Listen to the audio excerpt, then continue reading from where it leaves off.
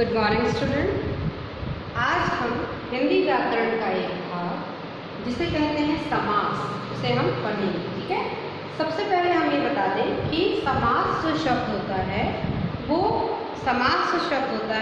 उसका अर्थ होता है संक्षिप्त करना। वाक्यों को संक्षिप्त करना क्या कहलाता है? समास। अब यहाँ हम वाक्य की बात कर रहे हैं कि वाक्य संक्षिप्त कैसे होगा।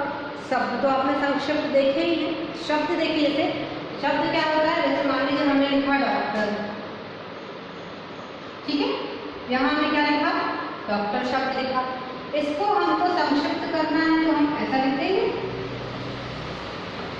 तो ये क्या होगा? ये शब्द संक्षिप्त हो रहा है, वाक्य नहीं। ये क्या संक्षिप्त हो रहा है? शब्द। तो हम यहाँ पर बात कर रहे हैं वाक्य के संक्षिप्त होने की। संक्षिप्त का क्या मतलब होता है? छोटा। संक्षिप्त का क्या मतलब होता है? छोटा। तो जब हम इस समास के माध्यम से, समास के द्वारा हम किसी वाक्य को संक्षिप्त करते हैं या संक्षिप्त वाक्य को विस्तृत करते हैं, विस्तृत मतलब बड़ा, तो क्या कहलाता है? वो समास कहलाता है। अब कैसे? जैसे मान लीजिए हमने लिखा यहाँ पर राजा का पुत्र। अब आपको ये पता है कि जो वाक्य होते हैं, वाक्य कब बनता है? जब वहाँ पर दो से अधिक शब्द हो। वाक्य कब बनता है? जब वहाँ दो से अधिक शब्द हो। तो यहाँ पे समझ लीजिए छोटा सा वाक्य है राजा का पुत्र, इसको हम कैसे लिखेंगे? राजपुत्र। ठीक है, तो जहाँ भी आपको राजपुत्र दिखाई देगा लिखा हुआ, तो आप समझ जाएंगे कि इसका जो विस्तृत रूप है, बड़ा रूप क्या होगा? राजा का पुत्र। तो इस तरह से जो एग्जाम्पल्स आएंगे, इस तरह के जो शब्द आएंगे, वाक्य आएंगे, छोटे छोटे वाक्य आएंगे, या इस तरह के जो शब्द आएंगे वो किसमें आएंगे? समास। ठीक है, तो इसकी भी हम परिभाषा की बात आगे आपको समझ में डिफरेंस की। यहाँ पे हम शब्द को संक्षिप्त नहीं कर रहे हैं, यहाँ हम वाक्य के संक्षिप्त होने की बात कर रहे हैं। एक उदाहरण और देखिए, यदि हम यहाँ पे बता रहे हैं वर्ण, वर्ण कितने होते हैं? 52। हिंदी में कितने वर्ण होते हैं? 52। अब वर्ण से वर्ण मिलता है, वर्ण प्लस वर्ण होगा तो क्या बन जाएगा? शब्द। याद रखिए, शब्द से शब्द मिलेगा, शब्द से शब्द मिलेगा तो क्या बनेगा? वाक्य। जहाँ पे दो शब्द से अधिक है, जैसे यहाँ पे शब्द से शब्द मिल रहा है तो वाक्य का निर्माण हो रहा है ना। तो वर्ण से वर्ण मिलता है तो शब्द बनता है, शब्द से शब्द मिलता है तो वाक्य बनता है, और वाक्य से वाक्य मिलता है तो एक संक्षिप्त वाक्य बनता है, या एक दीर्घ पूरा पैराग्राफ, जिसको हम कहेंगे एक पूरा पैराग्राफ बन जाता है, पूरा एक पूर्ण वाक्य बन जाता है ना। तो क्या हो जाएगा वो? ठीक है, यहाँ पे हमने बताया कि शब्द नहीं, क्योंकि शब्द आपका डॉक्टर लिखा था, आप यहाँ पे संक्षिप्त रूप डॉक्टर लिख सकते हैं। पंडित लिखा है तो आप करके डॉट कर लेते हैं पंडित, है ना। लेकिन यहाँ पे हम इनकी बात नहीं कर रहे हैं, ना हम इसकी बात कर रहे हैं, ना हम इसकी बात कर रहे हैं। हम यहाँ पे इस तरह के शब्दों की बात करेंगे समास में कि किस तरह से एक दिया हुआ शब्द संक्षिप्त हो सकता है और दिया गया संक्षिप्त वाक्य विस्तृत हो सकता है। ठीक, तो ये आपने समास। अब इसकी यदि हम परिभाषा की बात करें तो इसकी परिभाषा क्या होगी? ये तो सिर्फ समझाने के लिए आपको बताया हमने कि ये ऐसा हो सकता है, लेकिन यदि हम इसकी परिभाषा की बात करें तो इसकी परिभाषा क्या हो सकती है? तो परिभाषा होगी दो या दो से अधिक समासिक शब्द। अब यहाँ पे ध्यान रखिएगा कि दो या दो से समासिक शब्द ही क्यों बोल रहे हैं, तो ऐसे शब्द होने चाहिए जो क्या हो? अर्थपूर्ण हो। किसी भी शब्द का हम समास में जो है वो क्या परिवर्तन नहीं कर सकते, ना ही हम उसको संक्षिप्त कर सकते हैं, ना ही हम उसको विस्तृत कर सकते हैं। तो परिभाषा पे आप ध्यान देंगे कि क्या कहेंगे हम यहाँ पर कि दो या दो से अधिक संक्षिप्त शब्द जब आपस में मिलते हैं, है ना, या एक नए शब्द का निर्माण करते हैं, क्या कहलाते हैं? समास कहलाते हैं। उदाहरण यहाँ पे परिभाषा लिख लेते हैं। ठीक, तो यहाँ पे हमने लिखा समास की परिभाषा, दो या दो से अधिक, दो या दो से अधिक समासिक शब्दों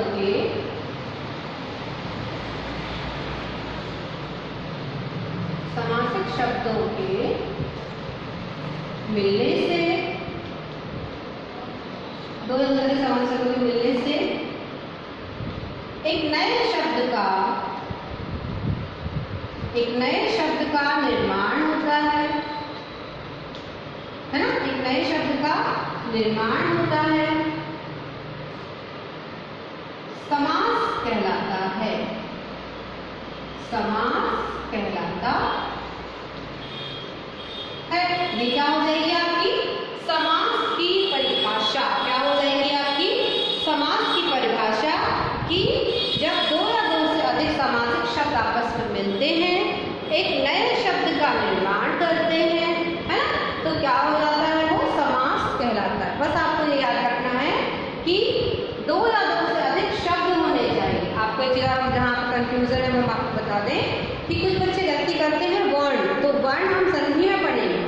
वर्ण का क्या बताया मैंने आपको, अक्षर। वर्ण का मतलब क्या होता है, अक्षर। तो यहाँ पे हम अक्षर नहीं ले रहे हैं, यहाँ पे हम शब्द ले रहे हैं। अर्थात जब वर्ण से वर्ण प्लस होगा तो उसका निर्माण होता है, शब्द का निर्माण होता है। क्लियर है यहाँ पर? तो परिभाषा क्या हो जाएगी, दो या दो से अधिक समासिक शब्दों के मिलने से एक नए शब्द का, है ना, एक नया शब्द बनता है ना, एक नया शब्द बनता है, का निर्माण होता है। उसे हम क्या कहते हैं, समास कहते हैं। क्लियर है? आगे बढ़ते हैं। यदि हम समास के उदाहरण की बात करें तो हमने अभी आपको एक उदाहरण बताया था। क्या लिखा था हमने वहां पर, राजपुत्र लिखा था, हमने लिखा था वहां पे राजपुत्र। तो इसका क्या हो जाता, राजा का पुत्र। ओके, फिर हमने एक और उदाहरण लिखा, यथा संभव। यथा संभव, तो क्या हो जाएगा यहाँ पर, संभावना के अनुसार। क्या बन जाएगा, संभावना के अनुसार, है ना। फिर हमने ले लिया मान लो चतुर्भुज, चौराहा। जहां पे नंबर आ रहे हैं वो भी उदाहरण हो जाएगा समास का। अब चौराहा मतलब क्या, आपने बहुत सुना होगा कि चौराहा है ना। तो चौराहा मतलब क्या, जहां चार राहों का, जहां चार राहें हों, चार राहों का मिश्रण हो, वहां पर कि चार राहें दिख रही, चार राहें मिलती हो। राहें मतलब मार्ग या रास्ता, है ना। तो हम क्या लिख सकते हैं यहाँ पर, चार राहों का समूह। चार राहों का समूह क्या कहला जाएगा, चौराहा। इस तरह से ये एग्जाम्पल्स हो गए। लेकिन यहाँ पे उदाहरण की यदि हम बात करते हैं तो उदाहरण में ये जितने भी हमने आपके सामने लिखे हुए हैं, इनमें क्या होगा, ये भी किसी न किसी के समास होंगे। कैसे, तो समास के यदि हम प्रकार की बात करें, फिर हम इसके उदाहरण को आपको समझाएंगे। तो समास की यदि हम बात कर रहे हैं कि समास कितने प्रकार का होता है, तो हमें यहाँ पे लिखना है समास के प्रकार। तो हम आपको बता दें कि समास 6 प्रकार का होता है। कितने प्रकार का होता है, 6 प्रकार का होता है। ठीक है, समास कितने प्रकार का होता है, 6 प्रकार का होता है। अब कौन कौन सा प्रकार होगा, तो वो हम आपको अभी बता देते हैं, है ना। तो सबसे पहले आपका जो समास होगा वो होता है अव्ययी भाव समास। क्या होगा, अव्ययी भाव समास, पहला समास है आपका। ठीक है, दूसरा है आपका तत्पुरुष समास। दूसरा क्या हो जाएगा आपका, तत्पुरुष समास। ठीक है, तीसरा क्या हो जाएगा, द्विगु समास।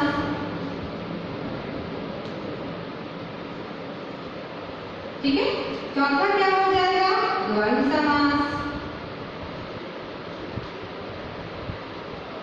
ठीक, पांचवा क्या हो जाएगा, कर्मधारय समास। कर्मधारय समास, है ना। और अंतिम क्या हो जाएगा, बहुव्रीहि। बहुव्रीहि समास। ये हो गए आपके समास के 6 प्रकार। कितने प्रकार होते हैं समास के, 6 प्रकार होते हैं, जो आप देख रहे हैं आप ब्लैक बोर्ड पर। समास के 6 प्रकार होते हैं। कौन कौन से हमने आपको बताया, सबसे पहला होता है अव्ययी भाव समास, दूसरा होता है तत्पुरुष समास, तीसरा होता है द्विगु समास, चौथा होगा द्वंद्व समास, है ना, पांचवा होगा कर्मधारय समास और छठवा होगा आपका बहुव्रीहि समास। क्लियर है? अब यदि हम बात करें कि जितने भी ये समास यहाँ पे दिए गए हैं, 6 के 6 समास क्या होते हैं, 6 के 6 समास की 6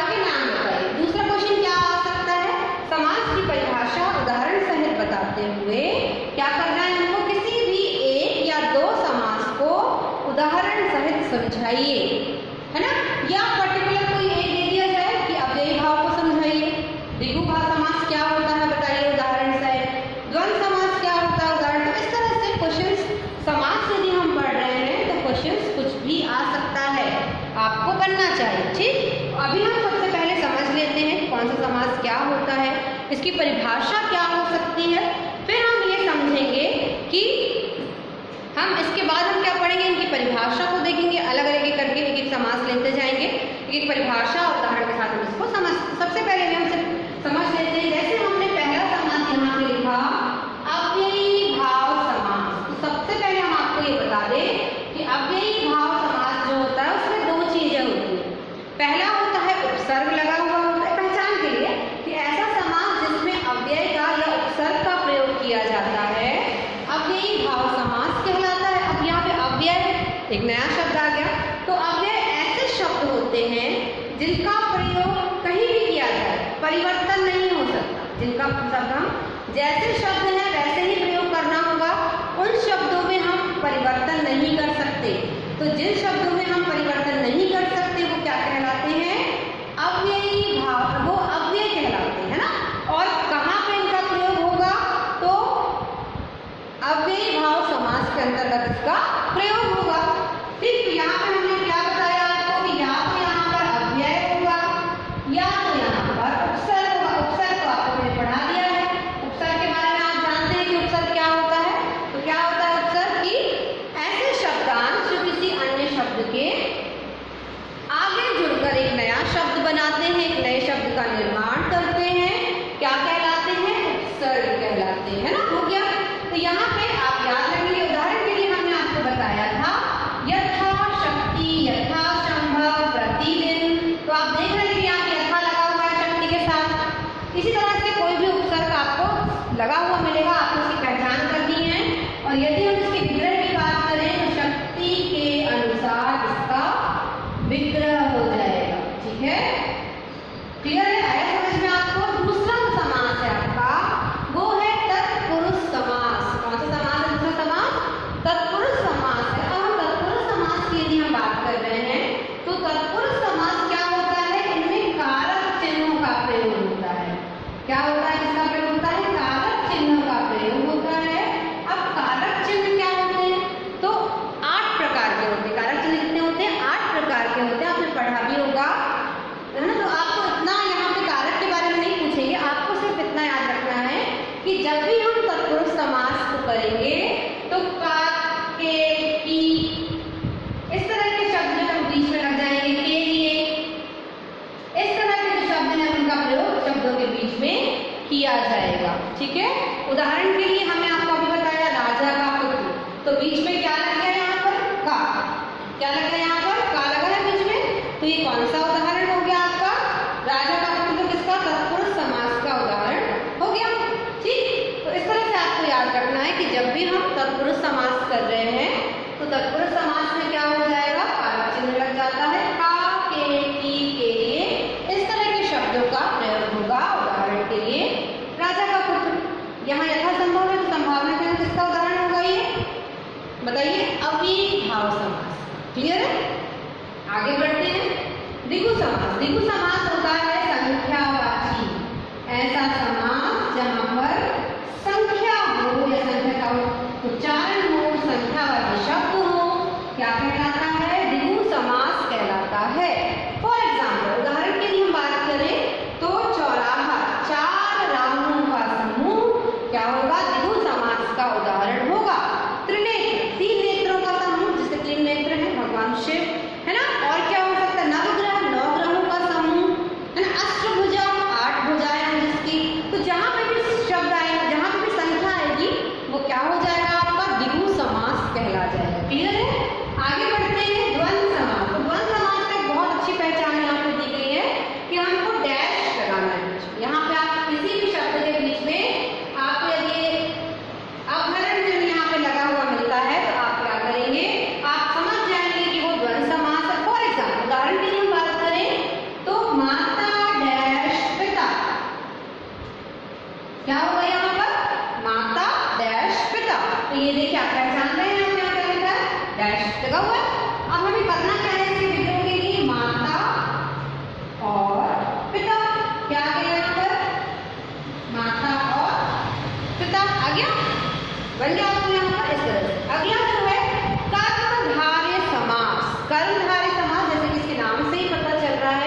कि यहाँ पर कर्म की विशेषता बताई जाएगी, या हम कह सकते हैं विशेषण और विशेष्य होगा। अब विशेषण क्या होता है ये भी आपने पढ़ रखा है। विशेषण होता है जब संख्या के शब्दों की विशेषताएं बताई जाती हैं। अब संख्या के शब्द क्या हुए, जैसे कि राम लंबा है, तो राम की विशेषता क्या हो गई कि वो लंबा है ना। फूल सुंदर है या खुशबूदार है, तो क्या होगा, फूल की क्या क्वालिटी हो जाएगी, क्या विशेषता हो जाएगी कि वो खुशबूदार है, वो सुंदर है। तो यहाँ पर भी क्या होगा, दिए गए शब्दों की विशेषताएं बताई जाएंगी। किसके अंतर्गत आ जाएगा वो, जहाँ पे भी आपको विशेषण नजर आएगा वो क्या हो जाएगा, कर्मधारय समास। यदि हम इसके उदाहरण की बात करें तो एग्जाम्पल है आपका पीतांबर, पीला है जो अंबर, यहाँ पर क्या हो जाएगा, पीला है जो अंबर अर्थात पीतांबर। आप ध्यान रखेंगे पीतांबर कहा जाता है पीले कपड़े को। यहाँ मैम ये बोल रही है कि, यहाँ मैम ये बता रही है कि पीला है जो अंबर मतलब आकाश पीला है, तो नहीं, यहाँ पे आकाश को पीला नहीं कहा जा रहा है। यहाँ पे भगवान विष्णु है, भगवान जो विष्णु है वो क्या पहनते हैं, पीले वस्त्र पहनते हैं, तो उनके कपड़ों की क्या विशेषता हो गई, पीतांबर। कि उनका अंबर जो है, उनका जो कपड़ा है, ये जो वस्त्र पहनते हैं वो कैसे है, पीले, है ना। तो यहाँ पर पीतांबर पीला है जो अंबर, इसके अंतर्गत आ जाएगा बहुव्रीहि समास, कर्मधारय समास। अब बहुव्रीहि समास में हम क्या करते हैं, यहाँ पे शब्द का दिए गए दो शब्द को हम निकाल ही रहे हैं, जैसे पीतांबर लिखा, पीला है जो अंबर लिखा, तो एक तीसरा अर्थ प्राप्त होता है। क्या प्राप्त होगा, एक तीसरा अर्थ प्राप्त होता है, तो क्या कहलाता है वो, बहुव्रीहि समास के अंतर्गत आता है। ठीक है, अब बहुव्रीहि समास का उदाहरण बताइए क्या होगा। तो मान लीजिए हमने लिखा हंसवाहिनी, हमने क्या लिखा यहाँ पर, हंसवाहिनी। कैसे कहते हैं हम हंसवाहिनी, बताइए, माँ सरस्वती। तो यहाँ पे तीन अक्षर, तीन शब्द हुए। पहला हमने लिखा हंसवाहिनी, उसका विग्रह किया, हंस है वाहन जिसका, अर्थात अब तीसरा आप क्या लिखेंगे ना, माँ सरस्वती। हो गया, क्या हो गया यहाँ पर, तीसरा अर्थ जहाँ निकलता है वो क्या कहलाता है, बहुव्रीहि समास कहलाता है। क्लियर है। चलिए, आपने अभी समास को पढ़ा, समास की परिभाषा को देखा, दो या दो से अधिक समासिक शब्दों के मिलने से एक नया शब्द का निर्माण होता है, समास कहलाता है। उदाहरण आपने देखा है ना, कि राजपुत्र राजा का पुत्र, संभावना या यथासंभव संभावना के अनुसार चौराहा चार राहों का। और इसके हमने आपको बताए 6 प्रकार। कितने प्रकार बताए हैं आपको, 6 प्रकार हमने यहाँ पे आपको बताए हैं, है ना। कल हम इनके आगे अर्थात इन सारे प्रकारों की परिभाषा और उदाहरण को समझेंगे। ठीक, अभी आप इतना नोट कर लीजिए अपनी कॉपी में। कल हम जितने भी 6 प्रकार हैं इनको क्या करेंगे, इनको लिखेंगे और इनकी परिभाषा उदाहरण के साथ इनको समझेंगे और अपने आप को समझाएंगे। ठीक है, तो अभी आप इतना नोट कर लीजिए। Thank you.